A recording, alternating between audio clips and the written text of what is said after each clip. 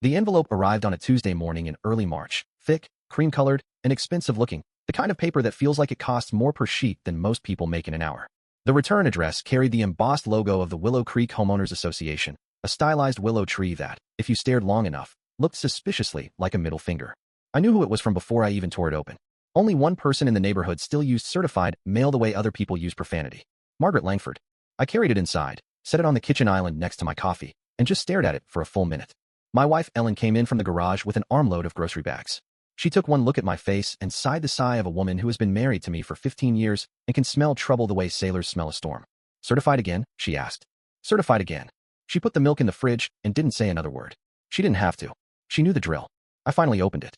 Inside was a 3-page letter, single-spaced, written in the kind of bureaucratic language designed to make grown men feel small. It informed me that the Architectural Review Committee had become aware, through community vigilance, that our 8-year-old daughter Grace had expressed intent to acquire a bearded dragon named Pickles. The letter went on to explain that reptiles of any kind were classified as exotic wildlife, and therefore strictly prohibited under Article 12, Section 4 of the Willow Creek Covenants, Conditions, and Restrictions. It compared the 6-inch lizard to a monitor lizard, a Gila monster, and, I swear on my mother's Bible, a basilisk. I read the last line out loud. Failure to abandon this plan will result in daily fines of $200 and possible legal action. Grace had wanted that lizard for 6 months. She had saved her allowance, done extra chores, and even made a PowerPoint presentation titled, Why Pickles Will Be the Best Family Member Ever. She had cried herself to sleep the night before when we told her the HOA said no. That was the moment something in me snapped, not loudly, not dramatically, just quietly. The way a branch finally gives after too many winters. Where's the binder? I asked Ellen. She didn't even pretend to talk me out of it. She just pointed to the cabinet above the refrigerator where we kept the Willow Creek CC and RS, a 3-inch thick monster that weighed roughly the same as a toddler. I spent the next 2 hours reading every page like I was studying for the bar exam. Ellen brought me more coffee. At one point Grace wandered in, still in her pajamas, and asked if Pickles could come live with us after all. I told her I was working on it. She kissed the top of my head and went to watch cartoons. And then I found it. Article 12, Section 4 clearly banned exotic animals, venomous creatures, and livestock maintained for commercial agricultural purposes. Fine. But Section 5, the Exemptions Clause, was written in 1996 by people who apparently never imagined anyone would weaponize it. It read, in part, permitted animals shall include traditional household pets such as dogs, cats, small caged birds, fish, and common domestic fowl kept in reasonable numbers for companionship or household sustenance, provided such fowl are not raised for commercial sale. Common domestic fowl. I read it again. And again. Ellen looked over my shoulder. David, no. David, yes. Because in the eyes of the Willow Creek Homeowners Association, written in their own sacred document, a chicken was not livestock. A chicken was a household pet. A chicken was legally indistinguishable from a golden retriever that laid eggs. I closed the binder, stood up, and kissed my wife on the forehead. I'm going to get Grace a pet, I said. You're going to get us all evicted, she replied. But she was smiling when she said it. 2 days later, I drove 45 minutes out to a place called Harper's Feed and Seed, a sprawling collection of barns and pens that smelled like honest work and wet hay. The man behind the counter was named Walt. He wore overalls, a John Deere cap, and an expression that said he had seen every kind of crazy city people could bring through his door. Help you, he asked. I need chickens, I said. He looked me over. Khakis, loafers, the kind of haircut that costs $60 and lasts 2 weeks. Eggs or spite, he asked. I didn't even hesitate. Spite. The purest kind. Walt grinned like Christmas had come early. Come on back. He didn't show me the tidy little Rhode Island Reds or the sweet-natured Orpingtons. He took me straight to the pens that held the weirdos, the ones that made people cross the street.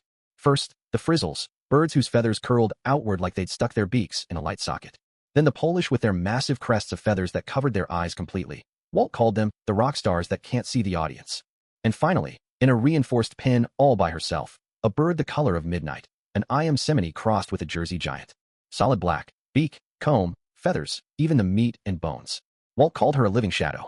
How much for 6 of the strangest ones you've got? $420 later, I drove home with 6 cardboard boxes in the back of my Subaru, windows down, the smell of dinosaur and vengeance filling the car. That night, I filled out the Willow Creek pet registration form online. Pet type, other.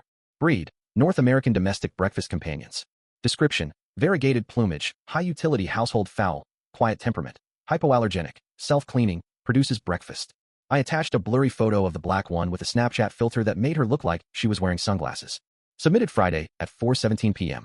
Margaret Langford plays canasta every Friday night and doesn't check the HOA portal until Monday morning. By the time she saw it, the 24-hour objection window had closed. My birds were officially grandfathered in as permitted household pets.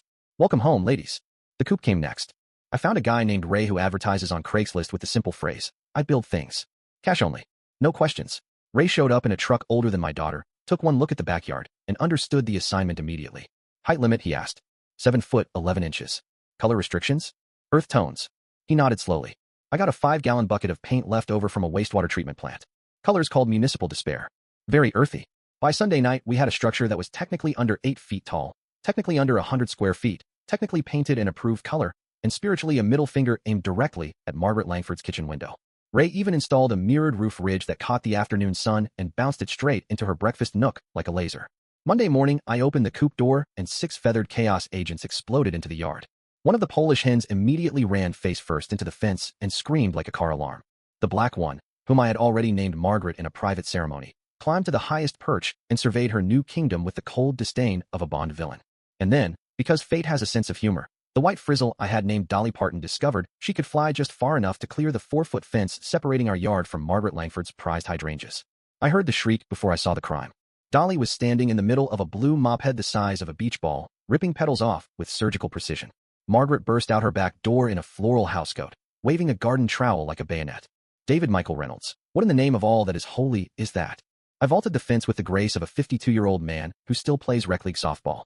That, I said, scooping up Dolly and tucking her under my arm like a running back, is a registered emotional support chicken. She has separation anxiety. Margaret's face went through several colors not found in nature. You are in violation of. I pulled the laminated approval sheet from my back pocket and held it up to the sun like the stone tablet. Article 12, Section 5, I said calmly. Common domestic fowl for household sustenance. You wrote it, Margaret. 1996. You were secretary that year. I checked the minutes. She stared at the paper, then at Dolly, who chose that moment to let out a triumphant crow that sounded suspiciously like laughter. This isn't over, she hissed. Oh, Margaret, I said, climbing back over the fence with my chicken. It's only just begun. The war lasted 6 weeks. She called the police at 2:14 a.m. because one of the Polish hens was having a nightmare. Officer Delgado arrived, took one look at the coop glowing softly with solar fairy lights, listened to me explain that the noise was therapeutic clucking, accepted a warm 4-pack of eggs still dusted with straw, and left with a warning that Margaret would be cited if she called again for non-emergencies. She fined me for chicken manure within 50 feet of a property line. I bought chicken diapers, floral print, extra small, and sent her dated photos of 6 birds wearing them like couture.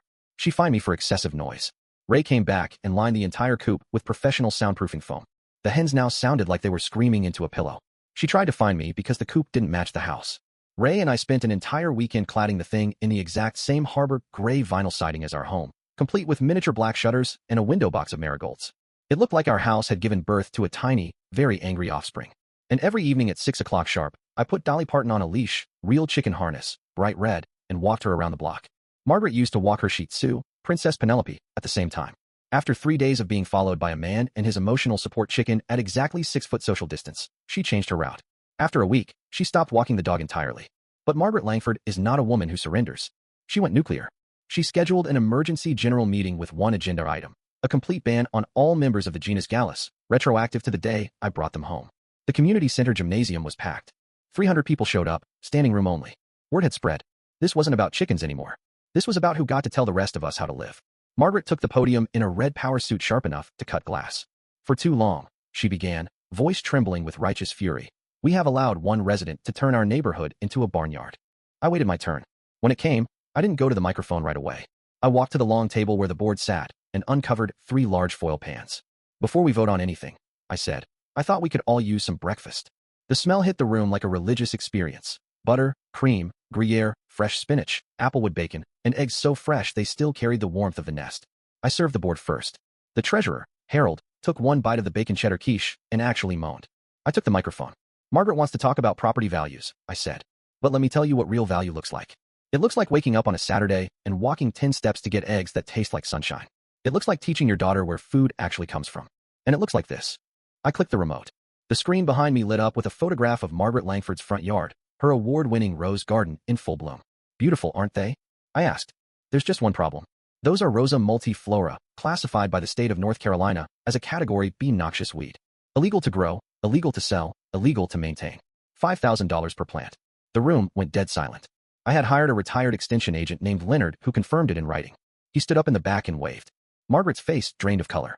Now, I said gently, we can vote to outlaw my chickens, or we can table this discussion, go home, and let Harold finish his quiche. Because tomorrow morning the county agricultural inspector is coming to Margaret's house with a backhoe. Harold was already on his 3rd slice. All in favor of tabling the amendment. I asked. The eye was deafening. Margaret Langford resigned from the board the next day, citing health reasons. 2 days later, the county showed up and removed 47 illegal rose bushes while she watched from her porch in tears. The chickens stayed. These days, the cul-de-sac smells faintly of coffee and fresh straw in the mornings. Kids ride their bikes past the coop and wave at Margaret the black hen, who still rules her kingdom with an iron beak. Grace never did get her bearded dragon, but she has 6 feathered sisters who follow her around the yard like groupies. And every Sunday morning, I put a dozen eggs in a basket and leave it on Harold's porch. He leaves a 6-pack of good beer on mine. That's how we do things now in Willow Creek. Margaret moved to a condo with stricter rules 6 months later.